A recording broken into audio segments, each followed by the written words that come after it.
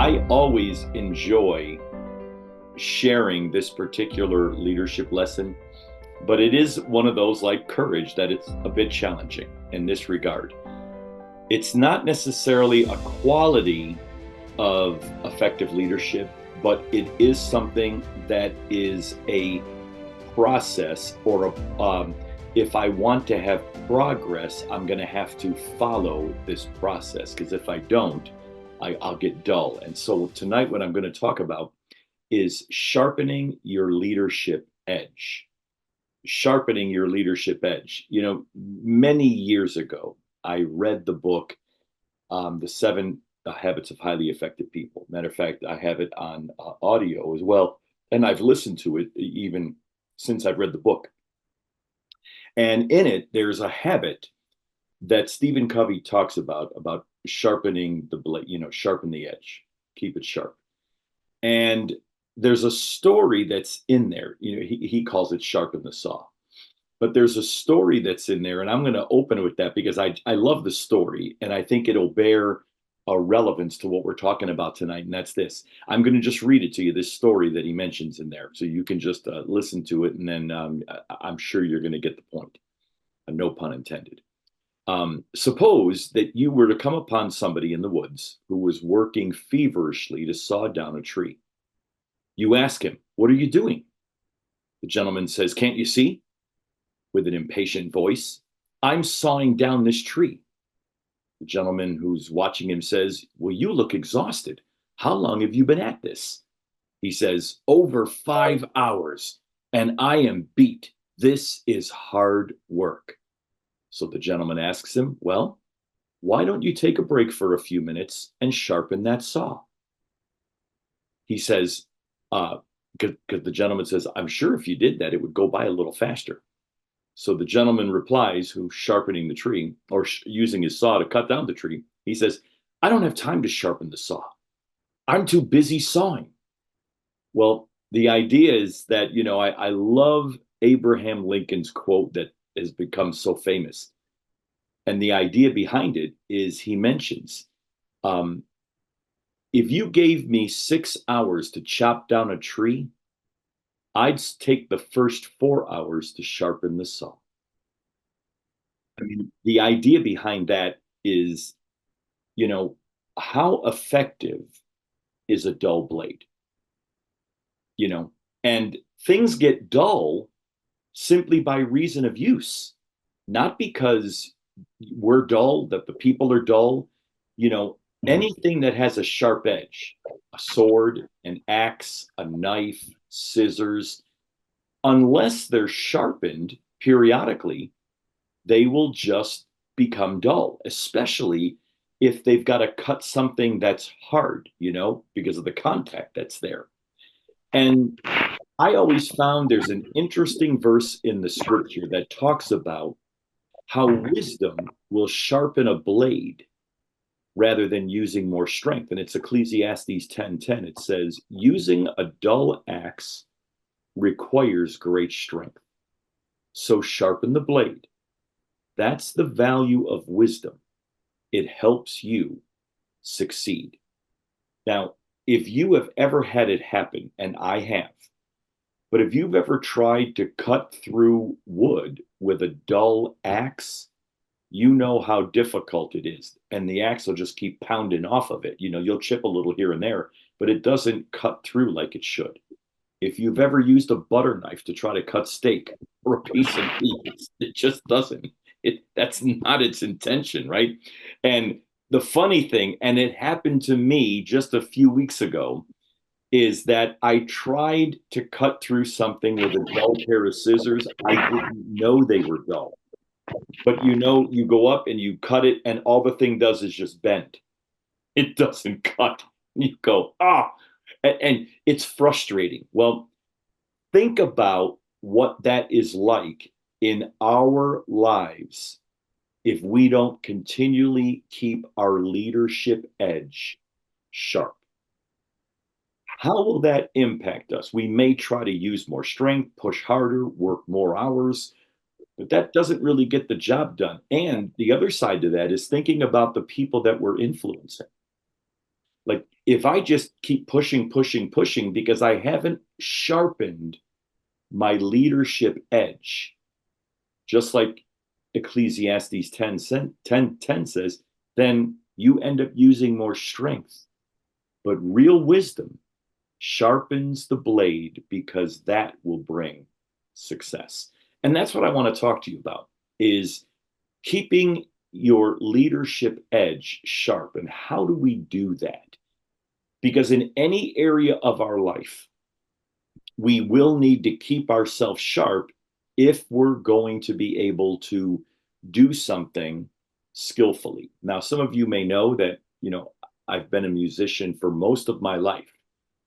But the truth is while I've been a musician most of my life, when I don't play the drums or the guitar or the bass, or you don't sing, when you don't do it often, your mind knows what you need to do, but you got to spend more time practicing to get ready for an event or a concert. I mean, there's been times I was called to fill in, for a show, and they'll send you a list of songs. And when you are playing regularly, it takes less time to hone in those tunes.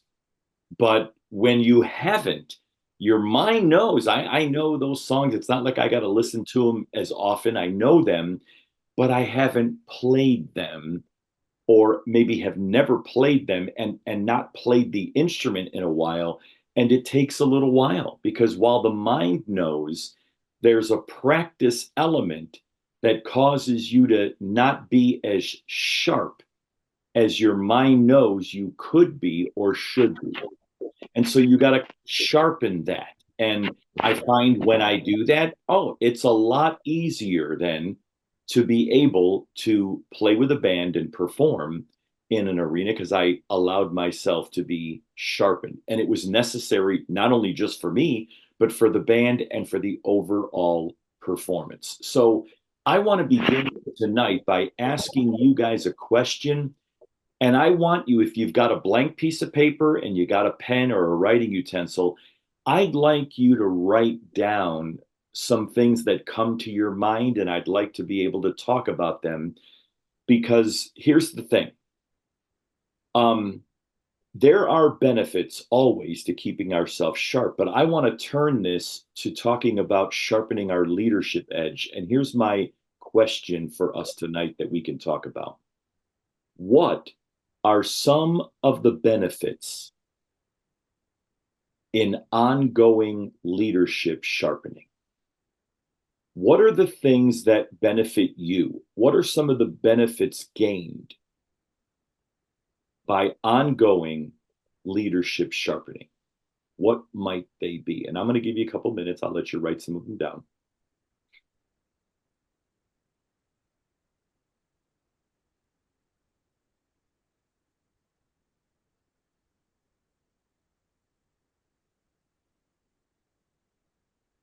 I've written some down too, but I was able to do it before the call.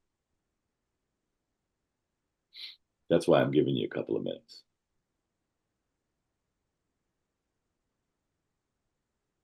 What are some benefits to investing in your ongoing leadership sharpening or leadership development? What would be benefits to that?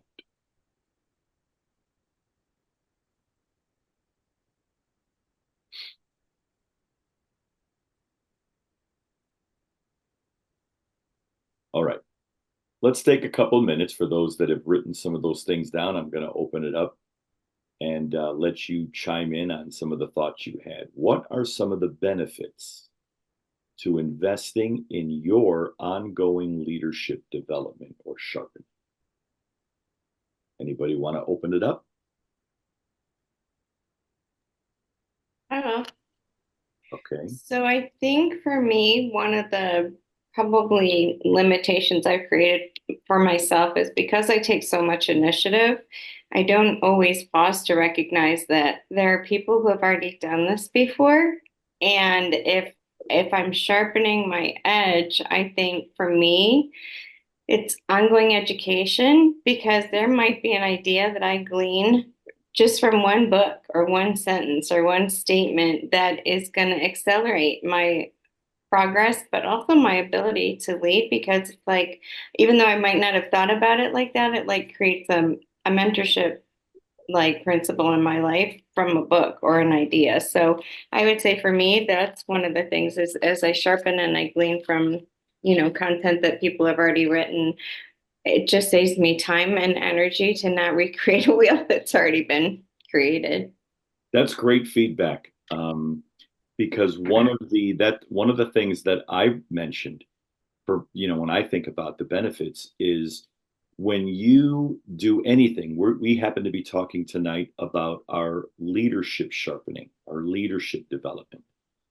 What are some of the ongoing benefits to that is you end up expanding your knowledge and your understanding of successful leadership strategies. In other words, they're out there, they've been proven, they have worked. You just may not be aware of them. You may not have heard them. You may have even thought that I think this is it, but it's great when you hear a course, read a book, hear somebody talk about a successful leadership strategy that all of a sudden, to what you said, it increases your knowledge, your education of something that's already out there. I don't have to recreate the wheel. I can allow myself to understand those strategies. And then the key becomes I got to implement them in order to experience the success that I would like. Yeah, that's great. Anybody else want to chime in on that? What are some of the benefits that you find or you would think when you invest in your ongoing leadership development? What would be some of those benefits?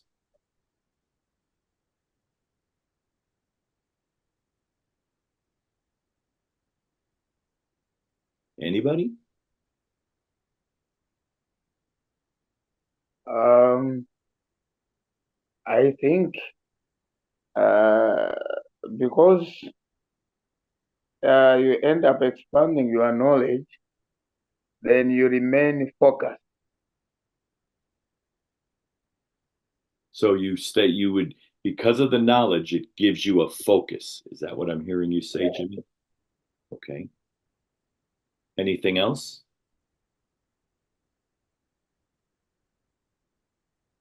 Let me share with you some things that I put down, and maybe you would have thought of these, and maybe in this, you'd say, okay, yeah, that makes sense to me. That resonates with me. I wrote down some of the other benefits in investing in your ongoing leadership development would be you sharpen essential skills that enhance an effective leadership experience. And what I mean is you sharpen skills, meaning I'll go back to a musician. My mind can know if I'm playing a guitar, the key that I'm in, and even maybe some of the scales that I know I need to play.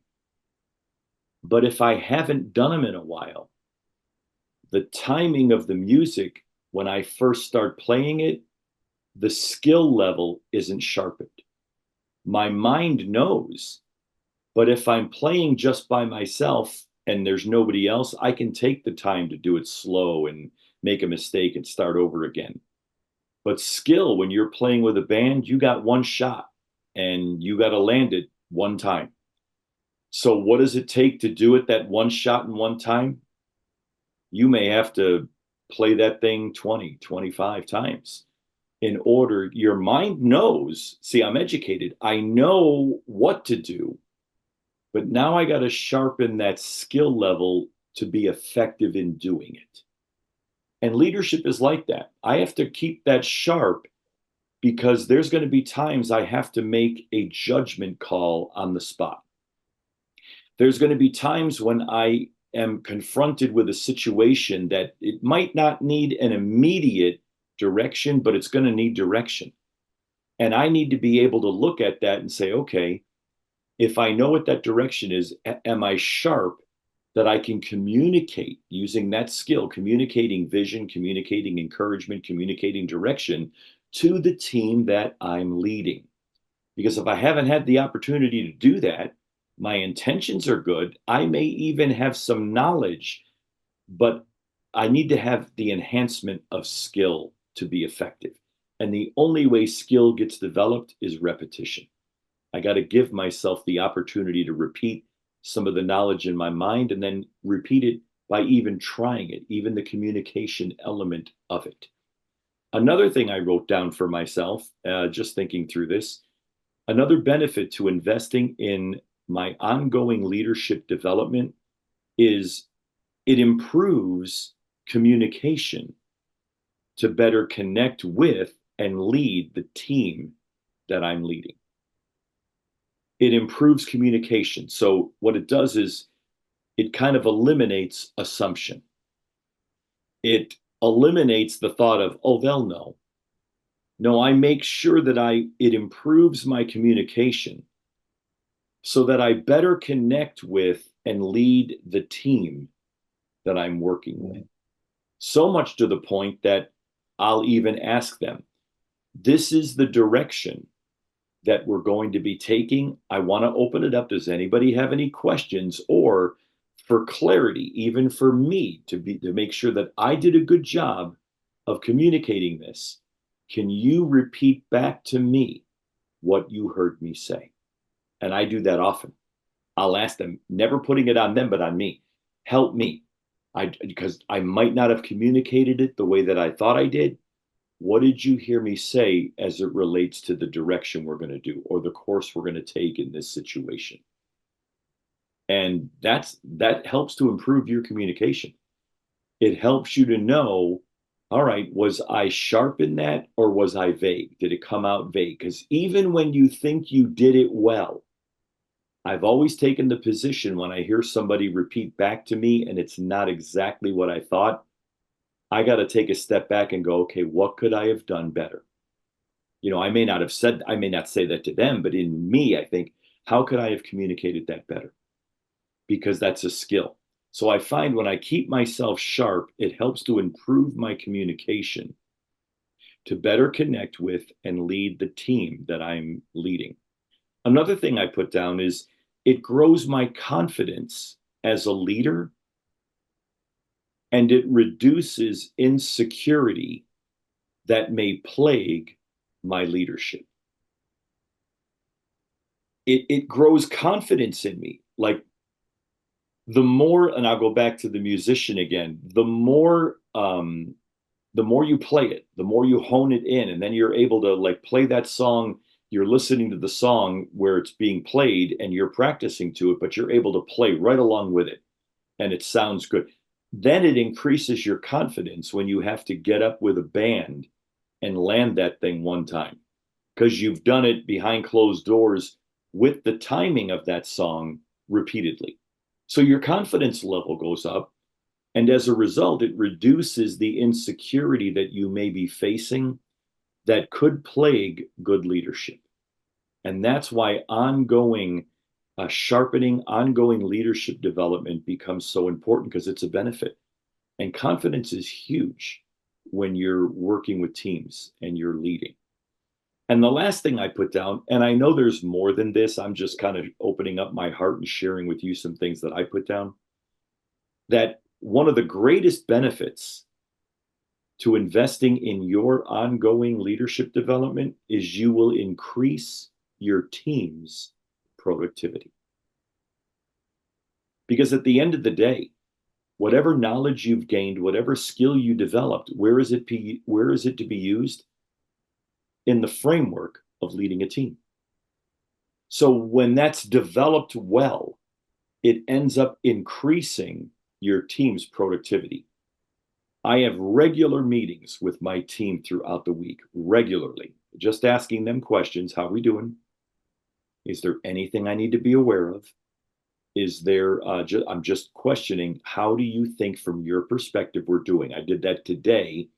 And it was neat because they looked at me and said, you know what? We're doing really well. We're short-staffed, but everything's getting done.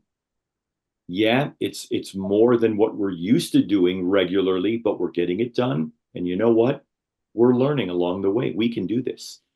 And I walked away and went into my office and went, I'm really proud of them, you know, because I have worked to make sure I'm communicating. Help me understand it. How do I help you? Where are we in this process? Is there something that you need to know? And today, when they were all of them looking at me going, we're doing good. Like everything that we need to get done is getting done. And this was a particular team that is used to having four players and they're only three now operating and they're getting it done. So they've absorbed what one person was doing and able to distribute it among the three, but they're getting it done. And I'm really proud of them. So I went back out later in the day and told them, hey, I'm really proud of you folks. I mean, I know you're stepping up. I know that it's been challenging, but you have met the challenge and you're doing really well. And I told him I'm going to take you guys to lunch, whether sometime this week or next week. But I want to do it just to say thank you. And they were like, "You don't have to do that." And I go, "I don't have to do it. I want to do it. I want you to know that I recognize where you're at. I recognize what you're doing, and I know what it had to take to do it. And I don't take that stuff lightly." And of course, for them, they look at me and they go, "Well, I mean, you've helped us. Like, this has been great." Okay. See, that ongoing development as a leader, that ongoing sharpening will increase your team's productivity. It will increase it. Here's what I found: the best leaders that I've been able to observe aren't parrots of information that they heard. They're people who practice principles that embody qualities that have a positive impact on others. I'll say it again. The best leaders that I've associated with and that I've observed are not parrots of information. They don't just repeat what Stephen Covey said. They don't just repeat what John Maxwell. They don't just repeat what they heard from somebody else. Repeating it isn't bad. That's information. But the best leaders aren't parrots of information, but rather they're practicers. They practice principles that they've learned that embody qualities that have a positive impact or influence on others. They're not parrots, they're practicers. And that's why they are able to do what they do, is because they've had to practice it. They've fallen down, they've made mistakes, they got to get back up, they got to go at it again. If they've listened to something, they've learned it, they can repeat the knowledge. Good. If the knowledge is worth its salt, if it's valuable, then you'll put it into practice. And when you do, it may not look pretty right off the bat. It may look actually kind of sloppy. But when you do it, you can't say to yourself, oh, this doesn't work for me.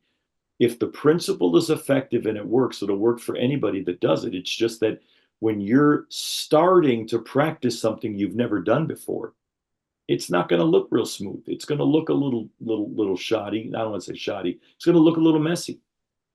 But you got to weather through that, knowing that the principle works. That's why I say the best leaders that I've been able to observe aren't parrots of information. They practice principles that have an impact, that work. So, is there anything that I've talked about so far that any of you want to comment or have a question on? I do. So a couple things. One of the things that I thought of, again, as to what are the benefits. I put it also, it increases your opportunity to expand your circle of influence, because as people watch you, right? Like even in the example you gave in music, like I've been places where you can tell the people that are prepared versus the people that aren't. And the gift of that is that you're not, it gives you an ability to flow. It gives you an ability to be more fluid because you are prepared versus, just flying by the seat of your pants. The other thing that I wrote down, just based on what you just said, the best leaders are not parrots of information, is, the thing about principles is that they're not partial. Like they don't play favorites. If you do that principle, it works. And so that's the cool thing, is that as we recognize that rather than filtering it through, oh, it may not work. It's going, no, like if you drop something, gravity's going to carry it. Same thing. These are principles. If you do them consistently, like you said, with repetition, it will create the outcome. So those are excellent points. Thank you for sharing those, because the idea of expanding your circle of influence, that is true. I'm going to add that to my own note. That it's true. It happens because people embrace you. People can be kind, but may not embrace your influence or your leadership or your knowledge. But if you've grown and they see that fruit, it does expand your influence in those arenas, because people know what it takes to do that. And when they see it, they already know. I know what they've done. I know what they needed to do that. So there's a recognition and there's an openness that comes, which is great. That was a great point. And I love what you said about principles are not you said principles are not partial. That's super, because when a principle is a matter of truth or it works, it doesn't matter who's doing it. It doesn't. It will work. It's just you got to get it so that it's working fluidly with you. Great point. Thank you for sharing that. You know, here's something that I read, and it was alarming to me. It still is alarming to me. I wish that this wasn't the case, but it is a statistic that just over the last 3 years, and I'm including this year, last year, the previous year, our new United States Bureau of Labor Statistics, that records where Americans spend their money and how much they break it out into percentages. Over the last 3 years, Americans have spent 2.5 times more money on entertainment than they do on education and skill development. Now, I realize, Jimmy, you're in Milwaukee, but this is just something that we see here in the United States. You may see it where you're at as well, but the people are investing more money in being entertained, 2.5 times, not 2.5%, 2.5 times the amount of money in being entertained than they do in education and skill development, which means let's just take $500. If somebody invested $500, let's say that they were going to do that in their own education or skill development, they're investing an average of $1,250 in entertainment. Now, I don't want you to hear this the wrong way. I'm not saying that entertainment is bad. I'm not saying that you shouldn't go out to a movie or enjoy a sports event. I'm not saying that.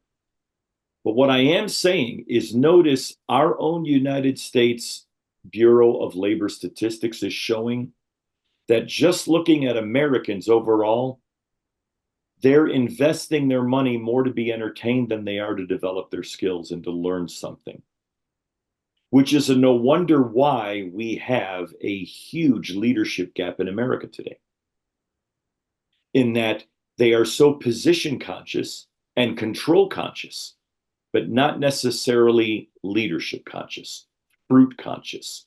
And it's unfortunate because they like the position, they like the money, but people are spending more on being entertained.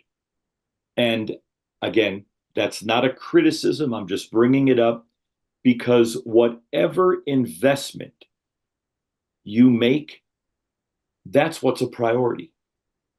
And so the question would become for all of us, yeah, I'm including myself, what investment are we willing to make over the next 5 months of the year, going into even next year? What investment am I going to make in my own leadership development? Is there any?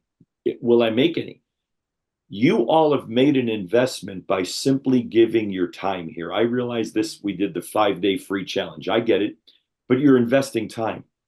There's certain thought equity that you're investing. There's things that you're investing that hopefully they will pay dividends in your life, in your leadership. That's my desire, and that's why we've done this.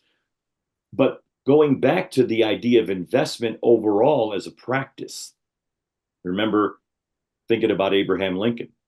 If I had 6 hours to cut down a tree, what am I going to do? I'm going to invest the first 4 hours in sharpening the saw. I'm going to sharpen the blade. How much time do we give to sharpening the blade, which to sharpen it is going to require a financial investment. It's going to require a time investment. It's going to require a leader to leader investment of time, whether it's a mentor, whether it's somebody that you share with. Why? Because a blade that gets dull doesn't get sharp unless there's contact. You gotta, like axes have a sharpening stone. They put it against the stone and it sharpens the axe blade. Knives get sharpened with contact. Anything that is going to get sharpened requires contact with the edge. So if leadership is going to be sharpened in our lives, leadership qualities, I've got to have contact with information. I have to have contact with principles. I might have to have contact with a course, a book, contact in going to a seminar or meeting with somebody where I can discuss some things. It's going to require contact in order to help sharpen me so that I can be used efficiently and effectively in my leadership. So when I think about investment, I'm going to wrap it up with this and I'll give you a chance to ask questions or comment. Here are 3 principal investment components that I think about when I'm looking at myself and my own development as a leader or in anything that I want to develop. And the first thing is, and I call them the 3 L's for me. The first one is listen. Make the time to listen to the information with an open heart and an open mind. Don't be critical. Don't say, well, I don't know if I agree with that. Be open to listen, because why is listening important? That's thought capital. I'm allowing myself to engage with the content in a way that challenges my thinking, in a way that helps me to think differently or better, or give it a broader awareness of something that I need. So I gotta be listening. And I know listening, when I'm saying listening, I want to make sure that I clarify that. I don't mean just that something's auditory and you're hearing it. I mean, if you're reading a book, you're listening to the content. You're listening to what it's saying to you. You're having an open heart and an open mind, because that's thought capital. The second way that I invest is I look. And what I mean by look is I see, based on the content that I'm engaging with, I'm looking to see where my leadership qualities can be enhanced. I call that discovery capital. Am I in a place where I'm discovering that I have a weakness in an area? I have a gap in an area. Or I'm discovering that, wow, I didn't know that. I could really use that. See, the first one's thought capital. I'm open to allow my mind to think along a line based on information that I'm hearing that maybe I didn't think down that road before. But the second one is I'm looking. And I'm looking not to see where I'm great or good or no, I'm looking to see the discovery capital. What are the opportunities that will help me grow? What are the things that I need that will help sharpen my effectiveness that I'm hearing? Do I see them? And then am I willing to close those skill gaps so that they're more honed in? And then the last L that I have is learn. Learning means now, and this is the hardest of all of them, because the learning is, I don't learn because I've repeat the knowledge. I don't learn because I can point to a book, give a chapter and verse, or play a video. I learn only by practicing what I thought of and discovered where I need work in, and now I actually apply the practicing of that. That's how I'm going to learn. So I call that learning exercise capital. I actually got to exercise that leadership muscle, that particular skill, whether it's a communication skill, a courage skill, a vision skill, a servant leadership skill. I've got to take that and actually start to practice it with my team and with the people that I lead, because in the practice, we are going to make mistakes along the way. That doesn't mean that that quality won't work. That doesn't mean that you couldn't develop that skill. That just means it requires more practice, more exercise. Again, I go back to when I was riding a stationary bike. I'm huffing and puffing at 5 minutes when I first got on it. But then I got to the point that I could ride a stationary bike that was multiple levels higher, and I could do it for 35 to 40 minutes. How did that happen? Because of the consistency of the exercise. Your body gets used to it. And that same thing happens with leadership. Those leadership muscles, those leadership thoughts, the leadership awareness and discover all of a sudden become more honed in, and it's not as difficult or challenging as it may have been in the initial practice of it. I love what Zig Ziglar said, and I'll end it with this, and I'll then open it up for any comments or questions. Zig Ziglar said this: if you're not willing to learn, nobody can help you. But if you are determined to learn, nobody can stop you. I'll read it again. Zig Ziglar said, if you are not willing to learn, no one can help you. If you are determined to learn, no one can stop you. Pretty good stuff, huh? Okay, so let me open the floor to any questions or comments on anything we've talked about tonight.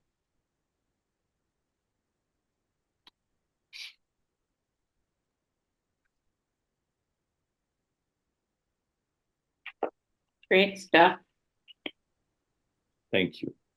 Mm-hmm.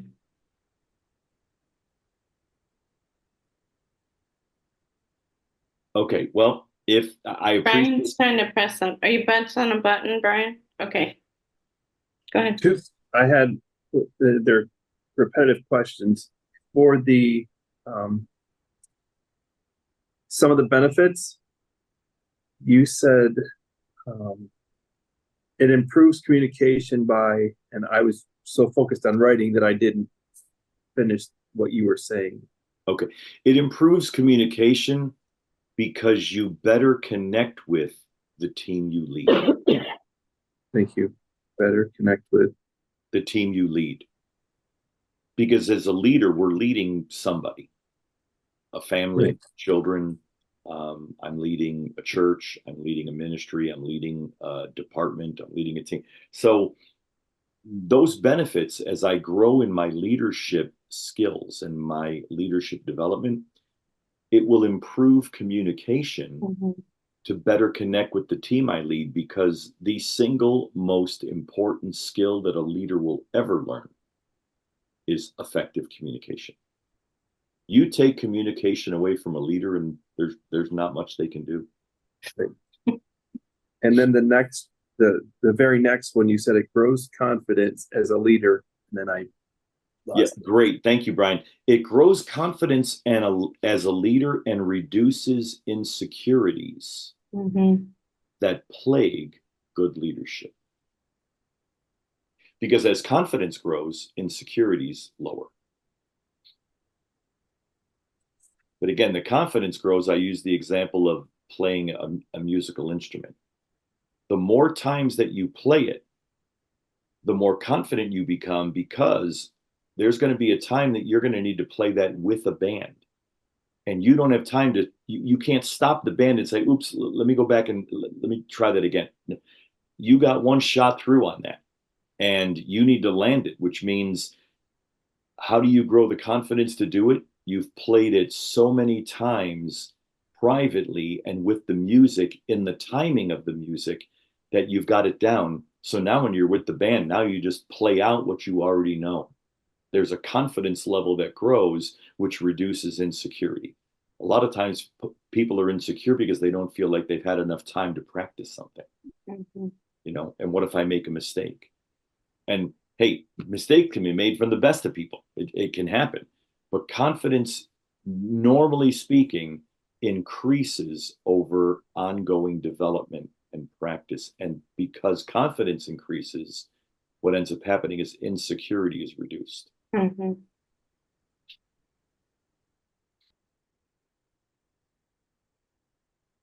Thank you. Great feedback. Great questions, too. Thank you.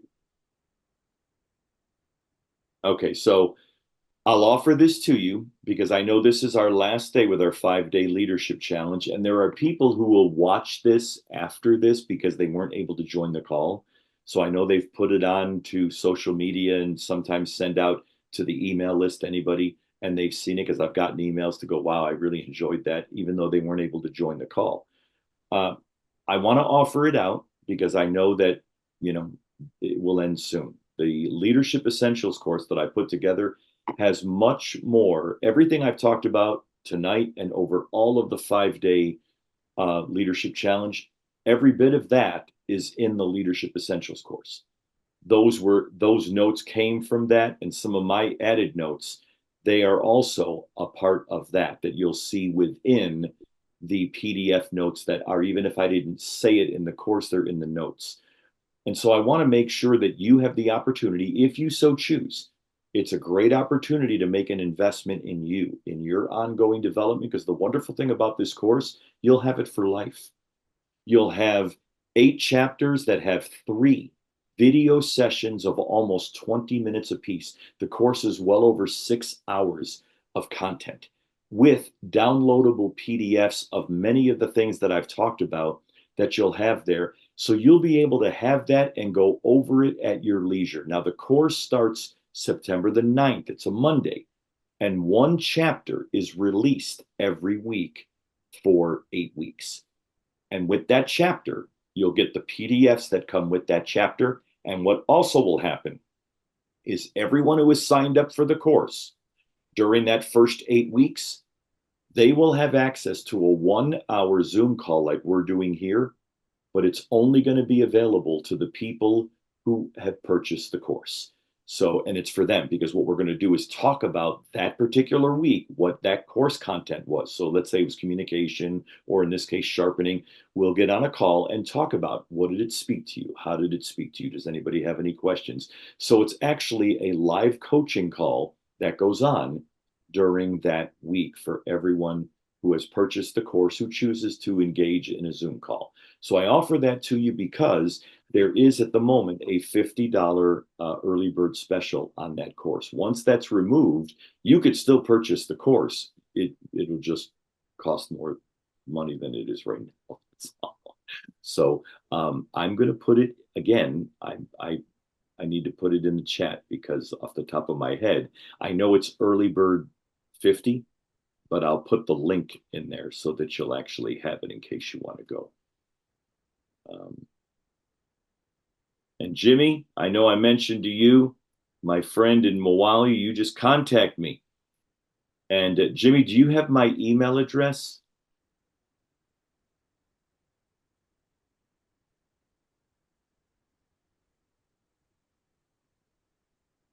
Jimmy, do you have my email address?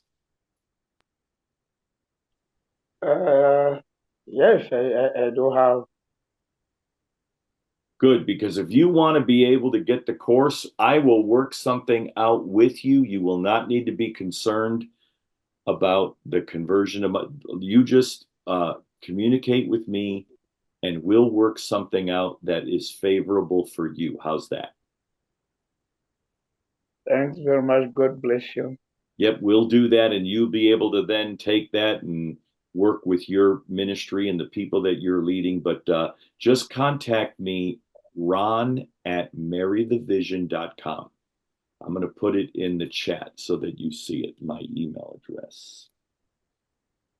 ron@marrythevision.com.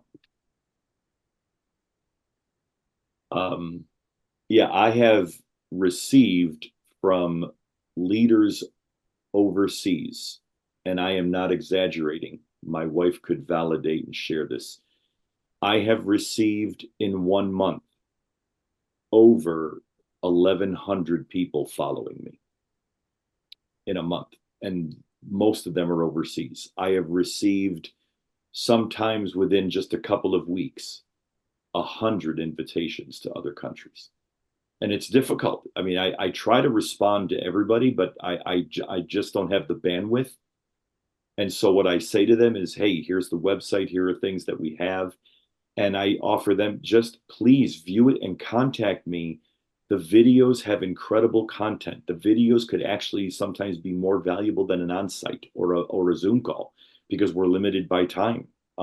There's so much more that is involved in that. So I say that to you, Jimmy. You've been so faithful to join from Mawali. I am humbled that you made the time to do this. So I want to make sure that I do something for you, that if this is something, if that course is something that you are interested in, I assure you we will make it work for you. Thanks so much. Mm-hmm. We Yep, appreciate we'll make it work. All right, anybody else have any last comments or questions before we wrap up our call? I have one silly, simple one, and that is, if someone were to purchase this course, this is not for an individual specifically. This could be for, as if it were my team. It could be my team gathered together. That's a great question, Brian. Actually, it is for an individual. That's what we ask. The individual is for that. We do offer what we call a licensing fee to companies, and that's completely different. That licensing fee is more, but what it comes with is they get the course immediately, and they get the PDFs immediately, and they can use them any way they want, as many times as they want. They can put it into their training, but so it works out well for them because it's reasonable. I mean, if they had 10 people they wanted to share it with, it's so much more cost effective to get the licensing fee that we have than the individual. But this is the individual, and we ask that the individuals just kind of keep it with themselves, so that if a company wanted to use it, then the company should invest in it. Yeah. I hope that answers your question. Okay. Yeah. All right, folks, this was wonderful. I thank you. Most of all, I thank you for investing your time. I so appreciate all of the feedback and the questions that we've had over the last 5 days. It's been amazing. It's been really, really good.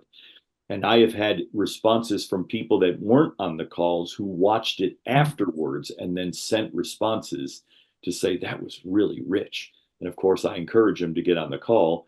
But for whatever reason, and some of them, they're actually in other countries, and to get on the call, it's 1 o'clock in the morning.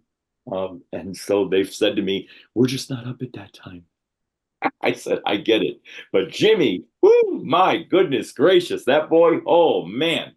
Thank you very, very much. Okay, I love you, and I hope to see you again. We're going to do a round 2 on the 5-day leadership challenge. That's free. It'll start next Monday, but it's going to be covering the same material that we covered, but there is going to be a round 2. So if you know anyone, if you feel like, man, this would be really good for you to get involved in, I would encourage you, please have them sign up once we start advertising round 2.